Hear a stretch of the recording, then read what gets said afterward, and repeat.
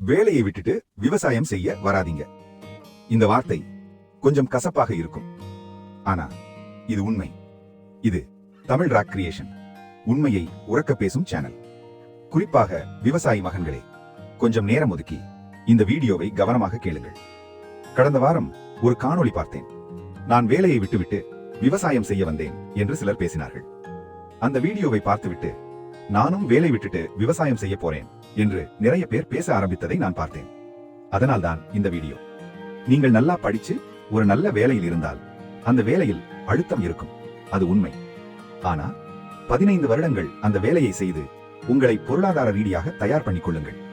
குறைந்தது 10 லட்சம் 20 லட்சம் கையில் வைத்துக் கொண்டே விவசாயத்தில் குதிக்க வேண்டும். ஒரு முக்கிய உண்மை, நம்ம பாட்டன் பார்த்த விவசாயம் வேறு, இப்போ இருக்கிற விவசாயம் வேறு. இன்றைய விவசாயத்தில் சின்ன வயல்கள் வைத்து பெரிய பொருளாதார முன்னேற்றம் இல்லை. சின்ன நிலத்தை வைத்துக் கொண்டு நான் விவசாயம் செய்து முன்னேறுவேன் என்பது இன்றைய காலத்தில் முட்டாள்தனம். அதை அனுபவித்தவன் என்ற முறையில் சொல்கிறேன்.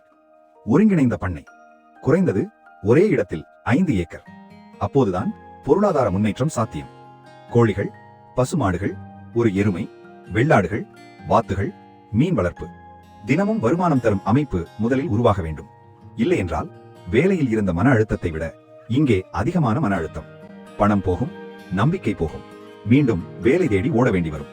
அதனால்தான் விவசாயி மகன்களே, அவசரப்படாதீங்க, உணர்ச்சியில் முடிவெடுக்காதீங்க. முதலில் பயிற்சி, அரசு கால்நடை வளர்ப்புத்துறை, முறையான திட்டம், அதற்கு பிறகே விவசாயம். தமிழ் ராக் கிரியேஷன், உண்மையை உறக்க பேசும் சேனல். இந்த மாதிரி உண்மை பேசும் வீடியோக்களுக்கு தமிழ் ராக் கிரியேஷன் சேனலை சப்ஸ்கிரைப் பண்ணி வச்சுக்கோங்க. லைக் பண்ணுங்க, ஷேர் பண்ணுங்க, பெல் ஐகான் மறக்காம பிரஸ் பண்ணுங்க.